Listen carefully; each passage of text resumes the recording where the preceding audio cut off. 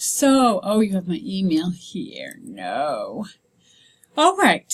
Module 7. And it is the last module, but there is still a lot of work.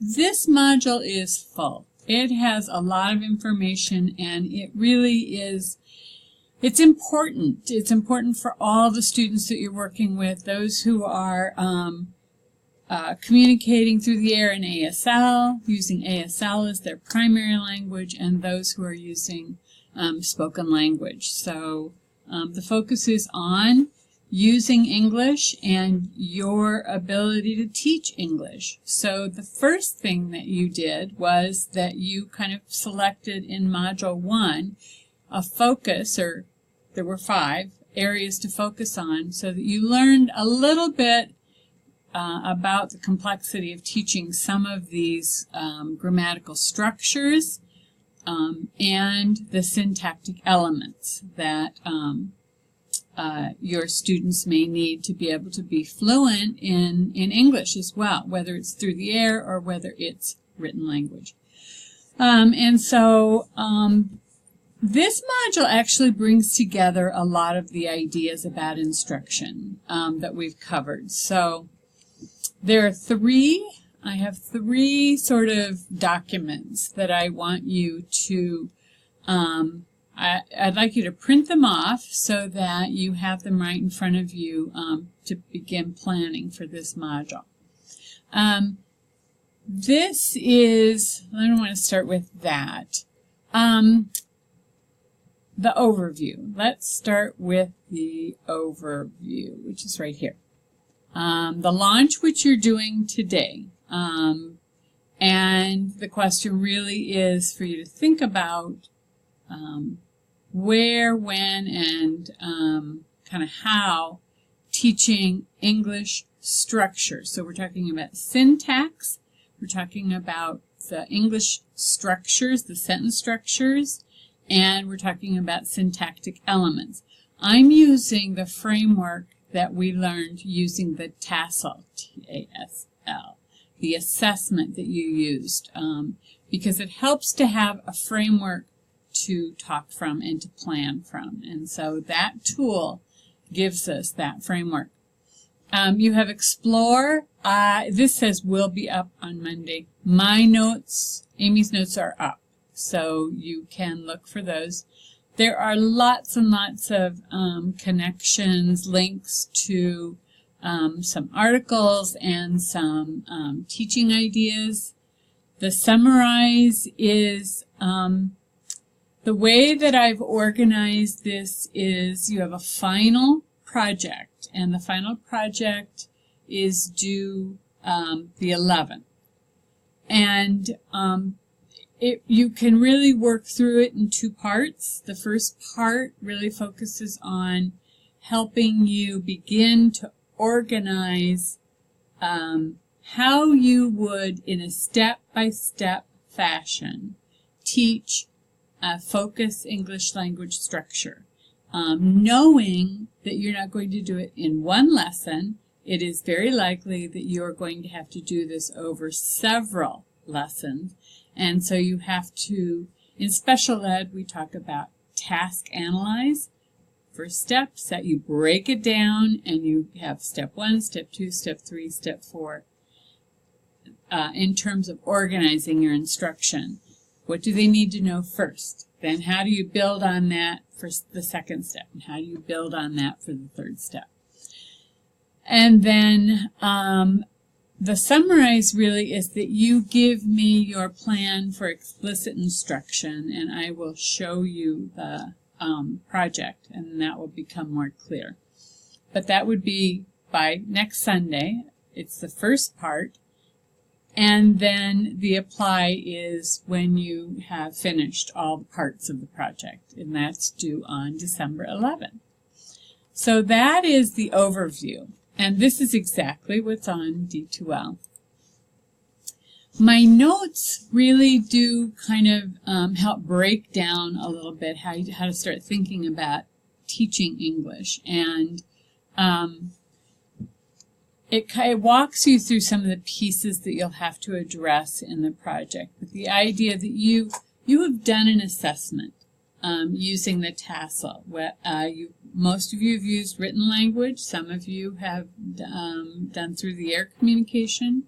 But the first thing is that the tassel has really helped you identify goals. And then those goals are kind of broken down into benchmarks. The goals are going to be around sentence structure and syntactic elements. Those are the two sort of areas. But if you go from a goal to a benchmark, then you have to start breaking that down into individual lessons. And so that's where you break it down to smaller skills. And you start with smaller skills and you build up to the goal. That's the first thing. The content for instruction, well, usually I try and link it with academic content, whether it's their reading or their social studies or their science. Any one of those content areas are really helpful to teach English structures. But you have to be writing and talking about something, so that's important. Approaches, there are a lot of, again, some links that you can use to learn about things like collaborative interactive writing. That is a great approach to teach English. Daily morning message, which may look, there are a variety of ways to do this, but it is this daily, it's a little bit like collaborative interactive writing. Depends on how you set it up, but there's some ideas for that.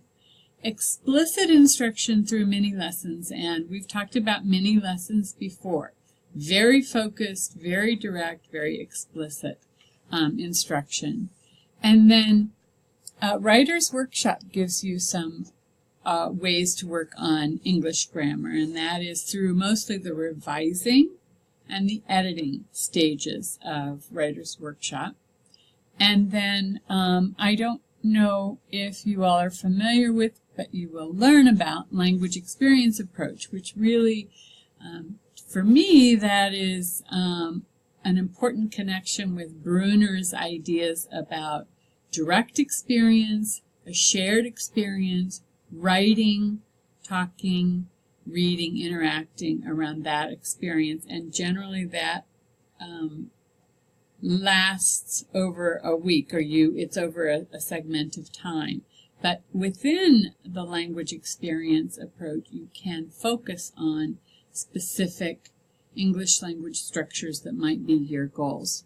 And some of the ways that you support instruction through modeling, imitation.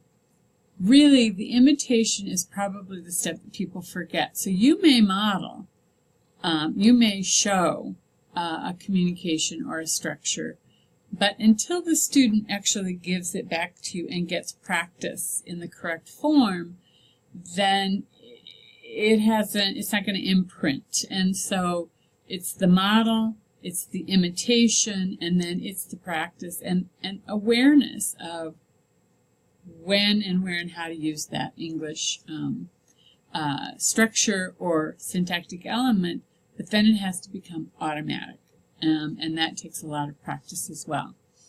The use of visual aids, so there are lots of ideas for how to use visual aids around grammar teaching. And then the ASL to English practices, where you use more of it's a bilingual, but it's a comparative approach to teaching English language structures. If I know it here in ASL, then what does the same thing look like in English? And then finally, walking students through from explicit instruction to more independent use of a form through explicit instruction, guided practice, and independent learning. So then I give you there are many, many links here to possible ideas for instruction. And so those are in my notes. Then the project, which right here. It's not a lesson plan, it's more planning for a lesson plan. And the first step is to select a goal and then a benchmark. Remember, I talked about the goal being up here, the benchmark being right about here, and then you have to break that down into lessons. And so I give you, as I walk through the project instructions, I give you an example. This idea of planning for explicit instruction, which is really the first part, is taking an English grammar goal, and in my example it is prepositions, and thinking about, now you have to draw on your knowledge of prepositions, and there are basically two groups of prepositions. Prepositions that talk about time and prepositions that talk about place. There are others, but these are the two larger categories. So if I know that, I have that information, I have to somehow organize my instruction to, in a stepwise fashion, teach instructions. Now I may choose to do time first, and break that down and work on that in great depth. Or I may choose to do place, so do them separately, or I may do them together, but that will depend upon the student and what their baseline knowledge is. But I break it down into 5 steps. Now, is that 5 days? Maybe. Is that a couple of days on each step? Could be 10 days? Maybe. Do I take a piece and go in depth for a week and then revisit it in a few weeks with different content? All of that is really part of your planning, but you first have to start by breaking it down. And that's the first part of the project. I want to know what the task is and what the specific objective is that you want the student to be able to do. You also have to think about materials. So for materials, I did identify a book, a literature book, that really kind of focuses on preposition, and that can be kind of an anchor text that I can use to introduce and talk about prepositions.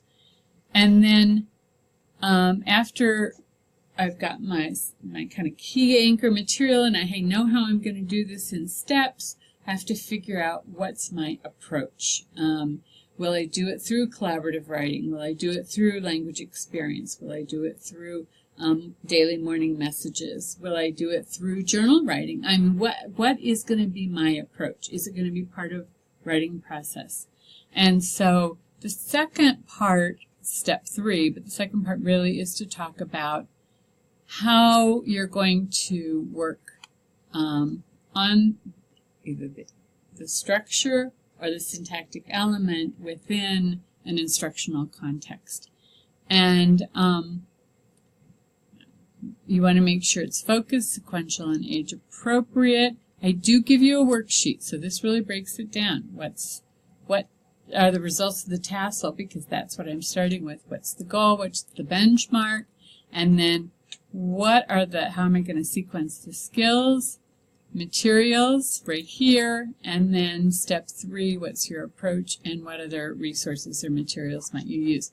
So it's pretty well laid out in terms of what you have to do, and I would use this worksheet. I think what I'm hoping that you kind of take away from this is the idea that you have to know a lot about the English structure or the syntactic element before you try and teach it to someone. And you have to be able to break it down and do it in sequential fashion. But then you also have to be able to link it and relate it to content, and you have to have an approach. You have to have a way that you're going to organize your instruction. And it can be that you do it in different ways, but it has to be very well thought through. That there's an element of explicit instruction, but there's a context in which you're going to teach it. So basically, Module 7 is week 1 is sort of a draft of that first part, so that I can just get a sense of where you are. And then the second part, which is due actually would be the whole package is due then on the 11th, December 11th. And again, remember